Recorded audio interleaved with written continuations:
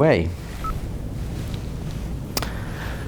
Our Heavenly Father, we commit our time to you this morning, looking to you for your Spirit and all the aid that He provides us as we learn about the great questions of life, particularly as they are related to our fallenness and the misery that the world experiences, and yet the presence of your grace in the midst of misery as you treat those who are ungrateful and even unkind to others with a certain mercy and tenderness, providing for their needs.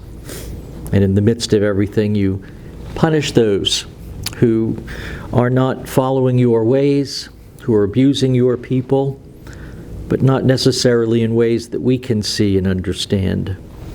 So grant us insight and wisdom, we pray, as we always do, through Christ. Amen. All right, I'm going to read that really awful paragraph again for Kara's benefit, because she said, I'd really like to hear you go over that material once more. I won't do that, Kara. But we do have just a little bit more to say about what happened in December through February in 1937 in Nanjing.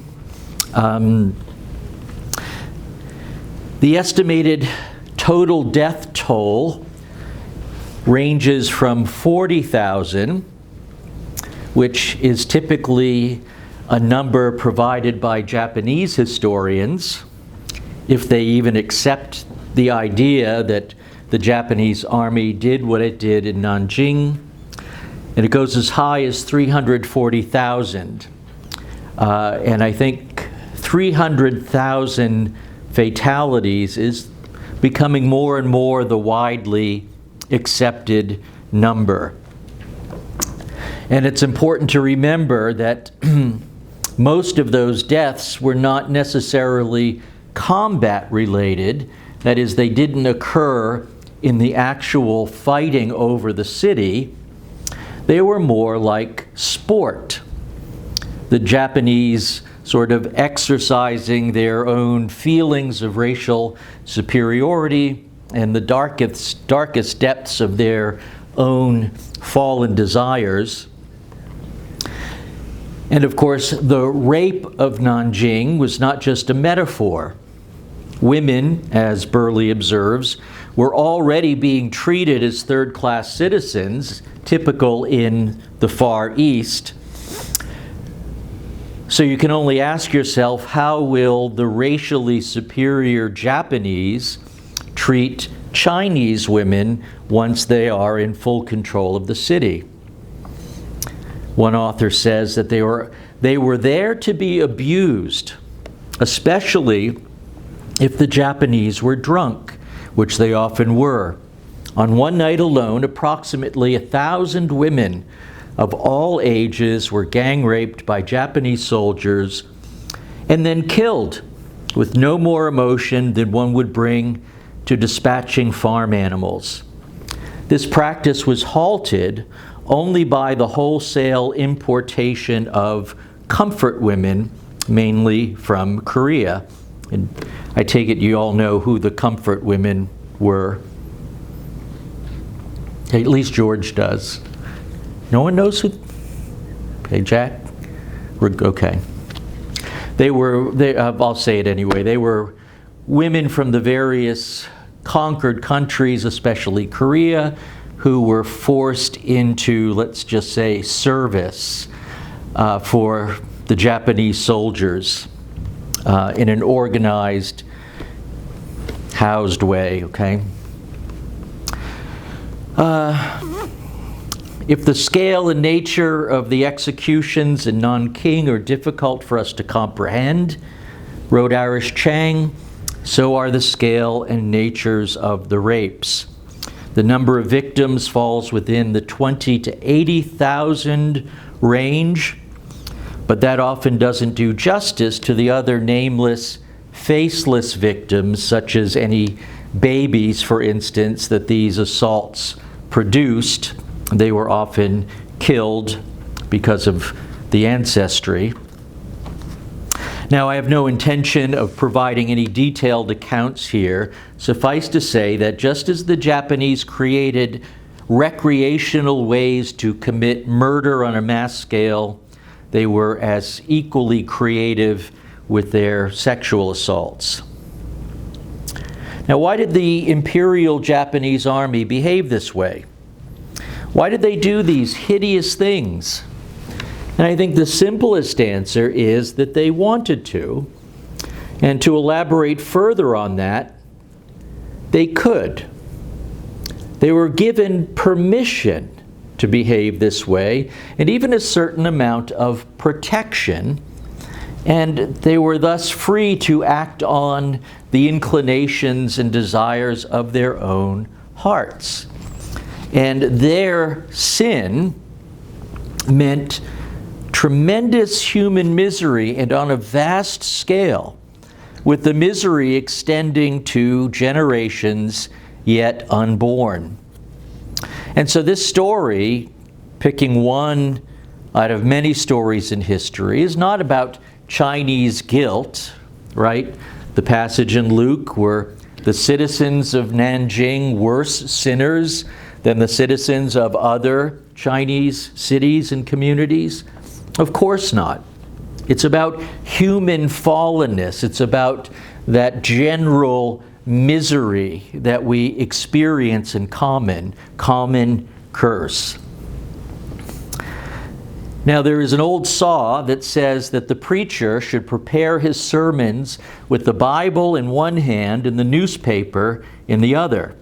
At least that was popular when I was in Bible college, and I saw it, as I recall, in John Stott's book on preaching, someone I have a great deal of respect for. I don't hold to that rule.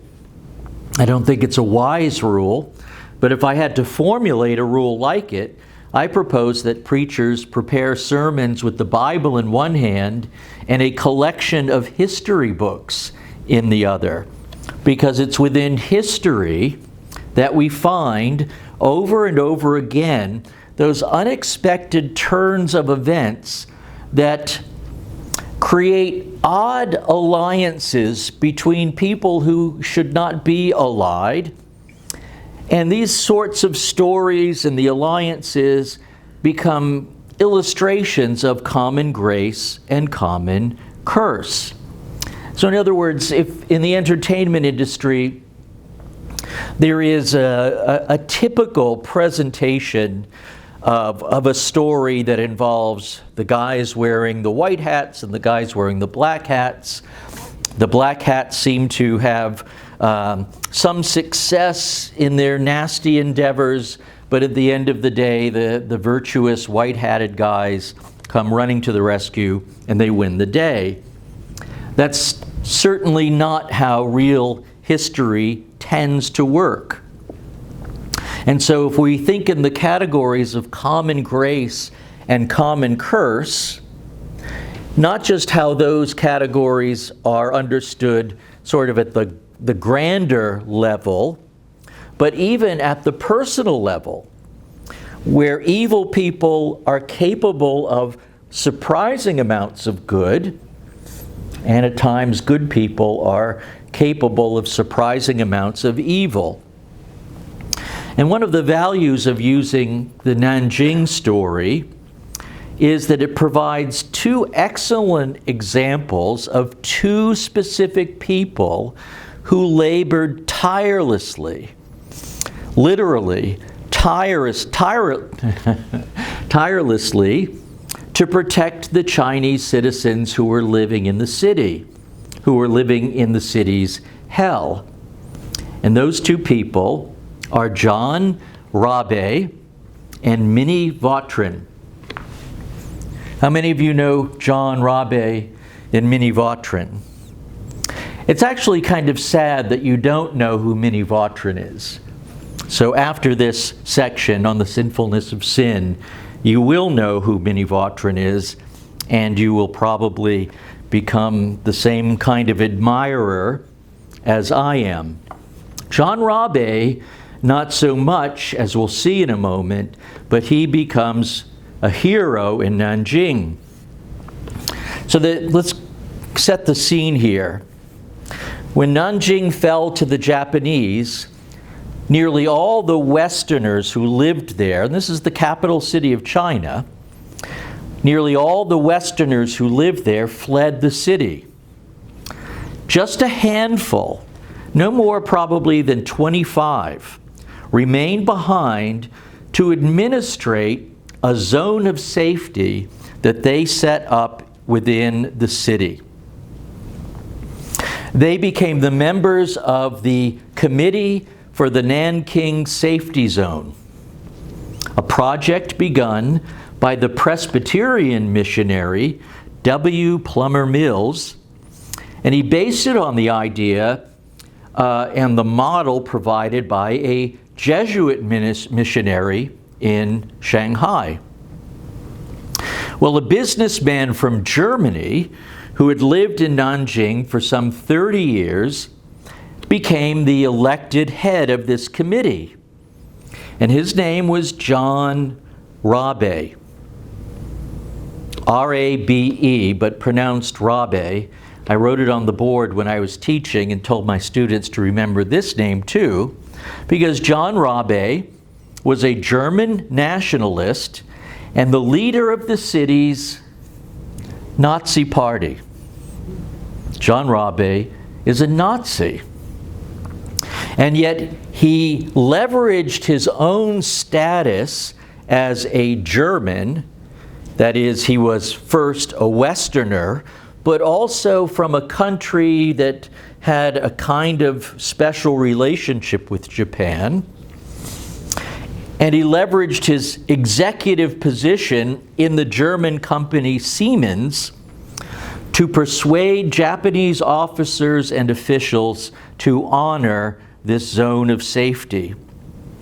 And of course, his status was reinforced by his incredible personal courage. He personally stopped dozens of times actual sexual assaults in progress, which meant having to confront drunken Japanese soldiers who were armed and behaving outrageously, and he succeeded. He even opened the ground around his own home, which was a walled-in area, and provided what we might call a personal safety zone, mostly for women trying to escape the Japanese. One writer wrote that if the Japanese respected Rabe, the Chinese refugee community revered him. To them, he was the man who rescued daughters from sexual slavery and sons from machine gun fire. Rabe's very presence sometimes touched off riots in safety zone camps. During one of his visits to the zone, thousands of Chinese women flung themselves to the ground before him, weeping and begging for protection, declaring that they would rather commit suicide on the spot than to leave the zone to be raped and tortured. So here we're kind of facing this topsy-turvy reality where common grace and common curse collide, and our neater and more manageable categories simply, dissolve in front of us. And it's a reminder that God will not follow our scripts. This is John Rabe. And one last word about Rabe from George Fitch, who also remained behind and was the local secretary for the YMCA. Commenting on Rabe's ability to dissuade Japanese soldiers from following through on their evil plans, George Fitch said, "When any of the soldiers objects, Rabe thrusts his Nazi armband in their face and points to his Nazi decorations, the highest in the country, and asks them if they know what that means. And it always works." He even wrote a letter to Adolf Hitler during this whole massacre, and though there's no record of Hitler responding to it, he included in the letter a request for the Japanese to reroute their bombing runs because they were actually, while attacking the city, were hitting Western targets. And within a few days, sure enough, those bombing runs were adjusted and protecting. So this is a remarkable man, and he doesn't fit the typical profile. So how do you like that? The great male hero of Nanjing, who was revered by Japanese women. When he finally had to leave the zone, he was like this little story here, practically worshipped by the women he had saved while he was there. He was a Nazi, a card-carrying member of the Nazi Party. So figure that one out. Now, there were other unlikely heroes in Nanjing during these days of terror, including the brilliant doctor and surgeon Robert Wilson, the son of Methodist missionaries in Nanjing. So far in our little group, we have the model of the Jesuit missionary in Shanghai. We have a Nazi. We have a Presbyterian missionary, and now we have a surgeon who was the son of Methodist missionaries in Nanjing. It's all very ecumenical, isn't it? Nazis, Presbyterians, you figure it out. He actually filmed some of his patients in order to provide something of an eyewitness testimony that would endure long after the events in Nanjing were over. And there was another missionary there who had over 90 minutes of film, which still exists and is available at the Chinese Memorial for the Nanjing Massacre.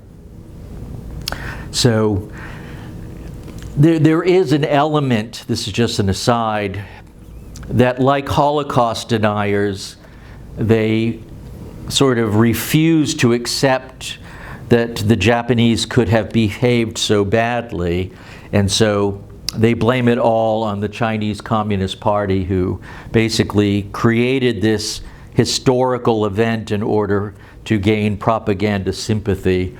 But I think the overwhelming testimony from eyewitnesses, both those in the city and those outside, including Westerners, is overwhelming. Any questions about that, by the way? We're just storytelling this morning, so. But remember, doctrine doesn't bleed. It's only when you encounter, I think, humanity in its worst. How many of you knew anything about the rape of Nanjing before I brought it up last week? 1, 2, 3, 4, 5, 6. Okay, not bad, but not widely known. All right. Minnie Vautrin. Let's turn to Minnie Vautrin. She served in China under the auspices of the United Christian Missionary Association. Its name was later changed to the Foreign Christian Missionary Association, an organization under the Disciples of Christ. Minnie Vautrin was born in Secor, Illinois. Anyone from Illinois know the town of Secor? I didn't even bother to look up the pronunciation. It never had a population of more than 400 people. She was born there on September 27th, 1886, to the local blacksmith, Edmund Vautrin, and his wife, Pauline. Pauline died when Minnie was 6 years old, which made her take on a great deal of the household burden. But she was an excellent student who dreamed of being a teacher. And she worked her way through school, graduated with honors from the University of Illinois at Urbana-Champaign in 1912. Now, does the name Urbana ring a bell? What do you think of when you hear Urbana? Missionary Conference. Missionary Conference. I forget how often they hold it. It's not biannual, but every X number of years. Well, that comes from the great American missionary movement in the late 19th and early 20th centuries, which for evangelicals is sort of the halcyon days of foreign missions. And in the late 19th century, they were going to save the world by the 20th century, and maybe they set their targets a little too high, but there is this grand upswell, particularly from young people, to evangelize the world. And so in the context of this sort of sweeping desire, Minnie herself set her heart on China, where she arrived at the age of 26 in the fall of the same year that she graduated.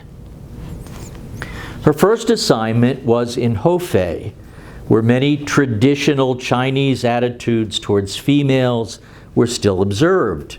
Attitudes like, let's kill the female babies because they are unproductive and are just one more mouth to feed. Unrestricted obedience to their fathers, and even the practice of foot binding. You know what the foot binding is? Pretty nasty stuff. Well, because Chinese culture placed absolutely no value on educating girls, most of the women and girls in Hefei were illiterate. So educating the girls in China became Minnie's lifelong calling. And maybe here you could even tempt me, though I doubt it, but you might tempt me to even use the word passion. No, I'll stick with calling. She established the Nanjing Girls Middle School in Hefei, where she worked for 7 years as the principal of a girls' school and learned to speak Chinese. She also met a man, another American missionary to China, and they became engaged. And their wedding was scheduled for sometime in 1919, either during or after her first furlough home. Well, while she was home on furlough, she earned a master's degree in education at Columbia University. She then returned to China in 1919, but this time to Nanjing to continue her work as an educator. She was named temporary president of Ginling Women's Arts and Science College in Nanjing, an office that she was supposed to fill for just 1 year. As a result, she postponed her wedding, and then as her workload increased, she ended up breaking her engagement. She decided that she would not get married, that she would rather devote herself entirely to women's education in China. And she remained at Ginling for the rest of her missionary career. Now, the story of Minnie and the school from, say, 1920 forward is the story of a woman who is an outstanding administrator and a dedicated teacher who was actively invested in the school's improvement and enlargement over time. And it was a significant improvement. More and more students were added. More and more additions to the school were built to accommodate the students. It really is a great story. Now, in the world's eyes, well, she wasn't really in the world's eyes, was she? None of you knew who Minnie Vautrin was when I started this morning, and I didn't know who she was until I read Iris Chang's book back in the 90s, I think. Anyone read her book, The Rape of Nanjing? She blew the top off of this and brought it back to the center of public attention. And as a result, there was a really nasty response against her from conservative Japanese government officials. Unlike Germany, Japan has always kind of been a little wobbly on taking responsibility for their part in the Second World War. And If you don't know Iris Chang, then you probably don't know that she ended up committing suicide to end her life. Chronically depressed, I think, but also imagine interacting with this subject matter as your profession. And then, of course, receiving all of this nasty attention. Those things combined caused her to take her own life. Anyway, Minnie was not in the world's eyes. She's out of at least American public sight. She's a nothing, really, living far away in China. But, quoting Jack Sawyer, she was Christ's nothing, and her modest missionary humanitarian work was dedicated to advancing God's kingdom and the welfare of hundreds of girls and young women who were in her care. And with that as sort of the broader background, let's fast forward to Nanjing in December 1937, when the Japanese army was bearing down on the Chinese capital. For this is the time of the darkness and the horror. Now, I'm not going to rehash, for Kara's benefit, the Japanese atrocities against the Chinese. I only refer back to those atrocities as context for Minnie Vautrin's service to the women. Anticipating the refugee crisis that the Japanese attack was certain to create, Minnie prepared the campus of the school to accept the displaced persons in the city, and initially she made it ready to receive around 300 people. A lot of this, some of my quotations here are either from her diary, which is available at the Yale Divinity School Library, or from a Chinese historian who wrote a book about Minnie Vautrin called American Goddess, because that's how she was eventually viewed by the people that she rescued. So it's a good book, but it's way out of proportion because nothing is really known about the woman except the general background and what happened in these last crucial years in her work there. When Minnie saw that many of the poor neighbors could not afford to leave Nanking, she asked Miss Lowe, a missionary serving the people near Ginling, to make a survey of how many neighboring women and children would seek shelter in time of need. The results showed that some 200 would do so. Later, during their religious meeting held each Sunday afternoon, over 90 women and children asked Minnie in person to give them refuge in case of emergency. Therefore, Minnie at once instructed servants to clear and clean the central building for housing refugees. Well, in the event, the campus would be required to shelter, feed, and protect many, many more women than the 300. Now, the Ginling campus was part of this larger international safety zone administered by that International Committee for Nanking, which was chaired by our own John Rabe. When the Japanese broke into the city and their reign of pillage, rape, and murder got underway in earnest, Minnie Vautrin threw herself into saving as many Chinese people as she could. Japanese occupation began on December 13th, 37. By the 16th, the number of refugees at Ginling rapidly reached 4,000, far exceeding its designated capacity.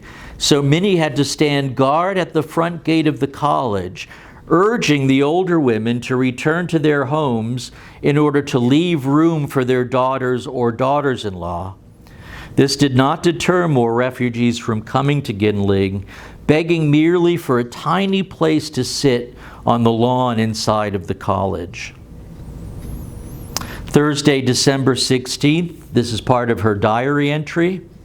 There probably is not a crime that has not been committed in this city today.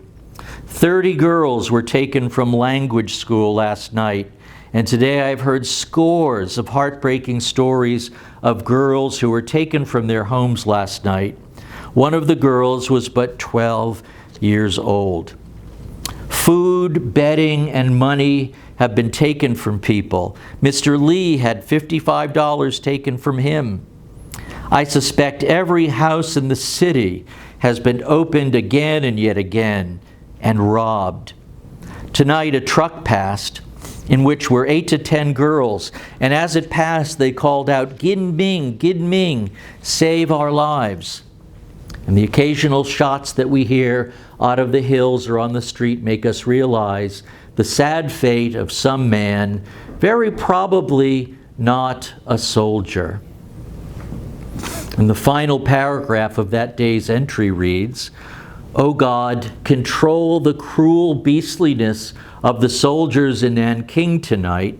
Comfort the heartbroken women, mothers and fathers whose innocent sons have been shot today, and guard the young women and girls through the long, agonizing hours of this night. Speed the days when war shall be no more, when thy kingdom will come and thy will be done on earth as it is in heaven." And I suppose if, reflecting back on the recent series on the Lord's Prayer, when you are encountering evil so directly and on this scale, suddenly praying for the kingdom of God seems especially urgent, doesn't it? Where for us maybe it's like, well, when you get around to it, it would be great if you showed up.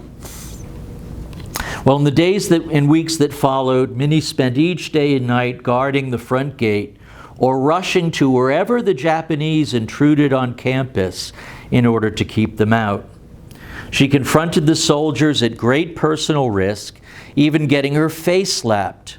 One eyewitness, a Chinese soldier, recalled, "If the beastly soldiers came to Ginling and intended to enter the campus, she would resist them by all means and prevent them from entering.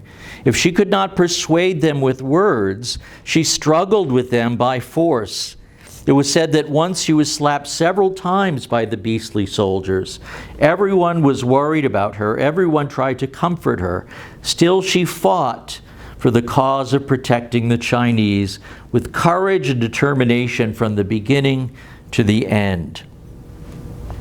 Saturday, December 18th, from her diary. "It seems to me that my days are spent running from one place on the campus to another, saying, 'American school, Si Gakun,' Chinese for American school, I guess. In most instances, it is sufficient to induce the soldiers to leave, but in some cases they are defiant and look at me with daggers, and sometimes a dagger in their hands. Today, when I went to the South Hill residence to stop the looting, one of the soldiers pointed a gun at me, and then at the night watchman who was with me. By Tuesday, December 31st, there were up to 10,000 refugees on the campus.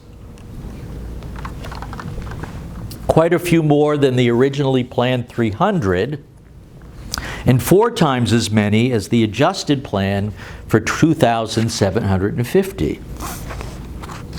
This in turn created a logistical nightmare: organization, housing, food, and perhaps worst of all, sanitation, because they had no type of sewage system on the campus, and wherever there is sanitation issues like this, there's a great risk of disease.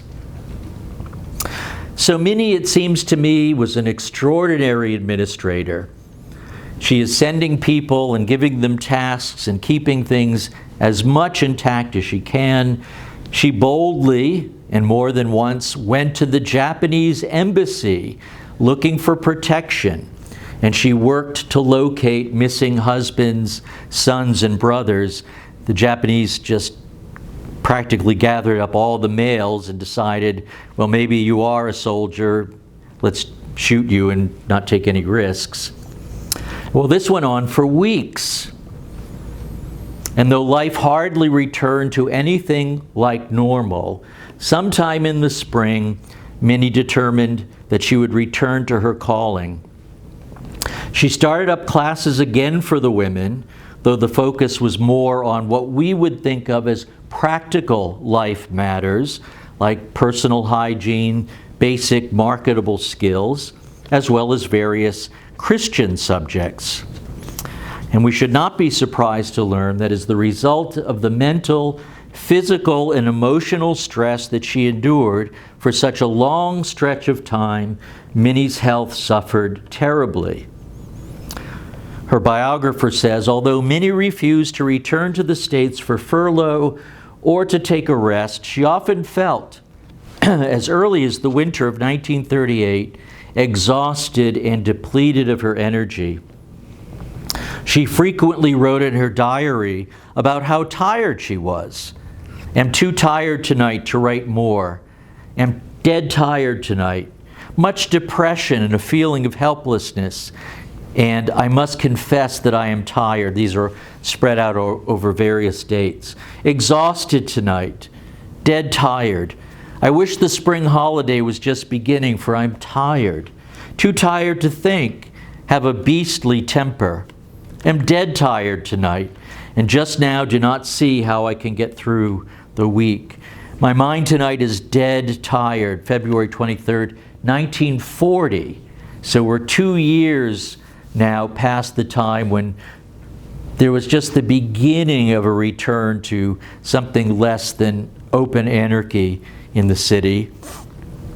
And then finally, almost 3 days have passed since I have written one line in diary. The reasons have been not just one, but many. Physical exhaustion, the main one.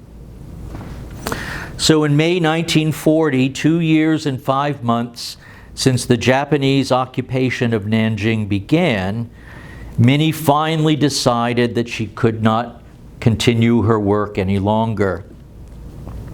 Minnie had suffered what was commonly called in 1940 a nervous breakdown. Listen to this.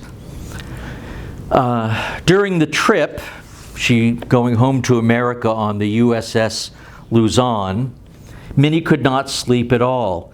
She became even more depressed, feeling she was a failure and should not burden so many people to take care of her. She told her traveling companion, Miss Schutz, that if the latter were not on board, she would jump into the ocean. It so greatly alarmed Schutz and McGee, an American Episcopal priest who was serving as a missionary in Nanjing, that they, with the help of another American missionary couple on the ship, took turns watching Minnie around the clock. These, of course, are the symptoms of major depression, or she was eventually diagnosed involuntary depression.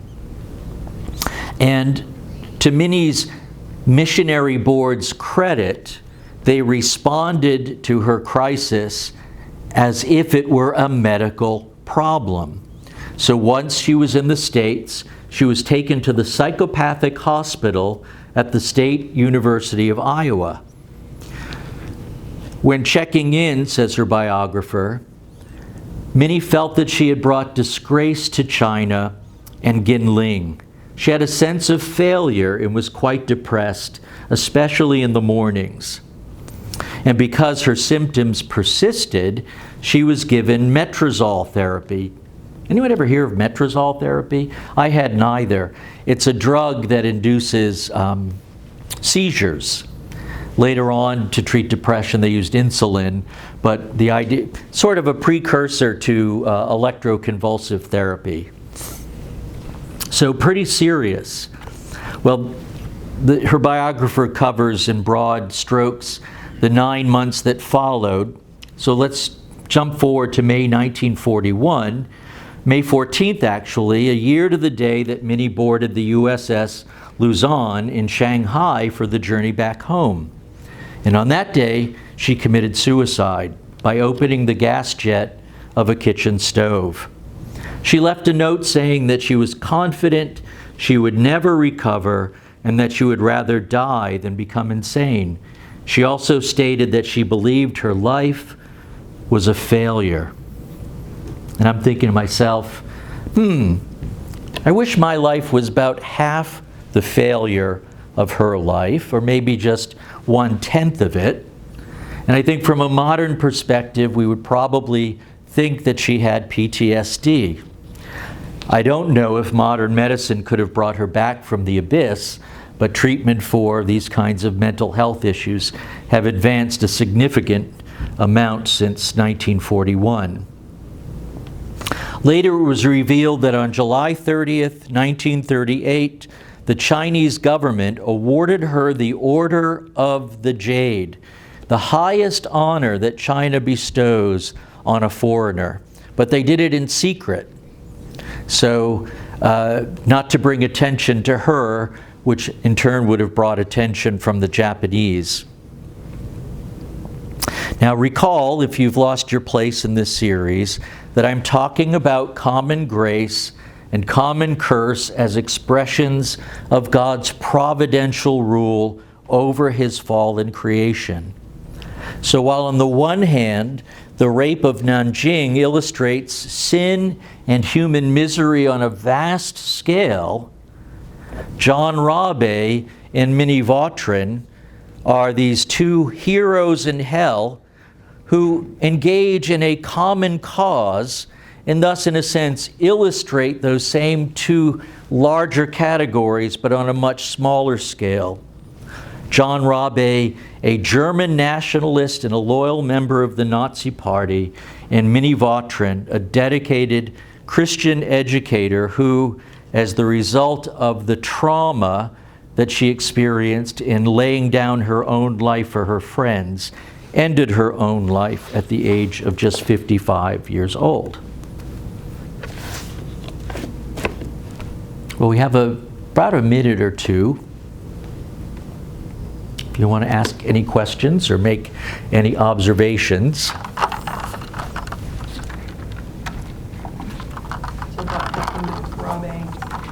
Rabe returned to Germany, and he began to travel around with the information and the photographs that he had to educate the German people.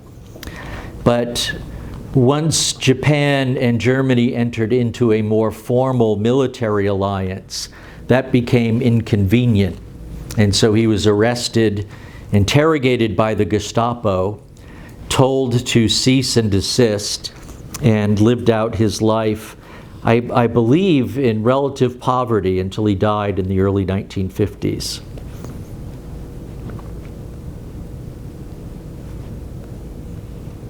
He continued in the Nazi Party? That I don't know. And I'm not sure if he was on board for all of the anti-Semitic laws and policies of the Nazi Party. I mean, there are Republicans who might vote for Donald Trump because they're Republican, even if they're not crazy about the one who heads their party. But I don't know enough about his reasons for being in the National Socialist Workers' Party. And that would have been relatively early when he was there, 38, 39. Yeah, though the Nuremberg laws had already been passed, so. But he was in China. I don't even know how much he knew.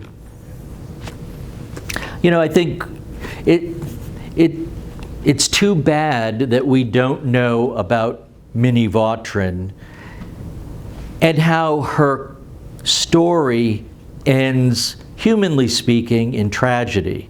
This strikes me as very much something like the cross, where to all appearances, as she felt, this is a failure, where in fact she is called the goddess among the Chinese women at that time.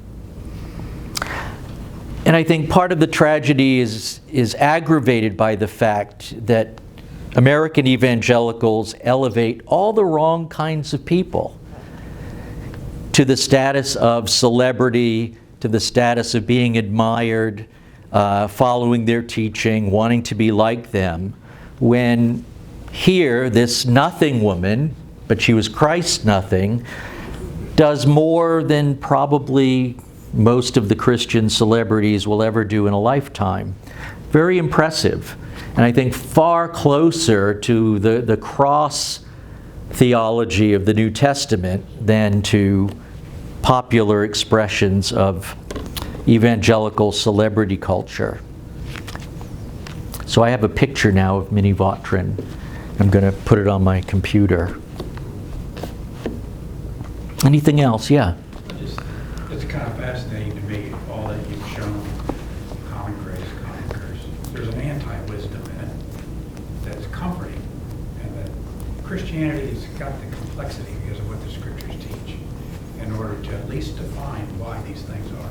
Right. We don't have much control over them, and we're baffled, like the book of Ecclesiastes comes up in my mind. But there's an anti-wisdom in it that at least is comforting. I think that's a good way to put it, an anti-wisdom, an ironic wisdom at the very least.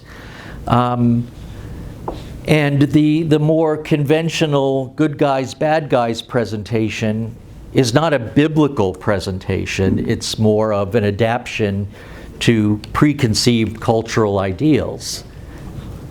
When I first read the book of Genesis years ago, I didn't know what to make of all of these people of God who were behaving so paganly that I thought, I don't know what kind of book this is. What am I supposed to do with these people? They're awful. Well, of course, there it's not necessarily common grace, common curse as much as it is sovereign grace to the elect. But yes, very much an anti-wisdom that is, I think, summed up in the cross.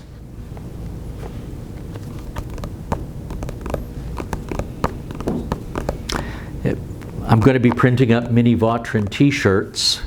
If anyone would like one, put your order in. Hoodies, long sleeves, and sweatshirts, t-shirts rather.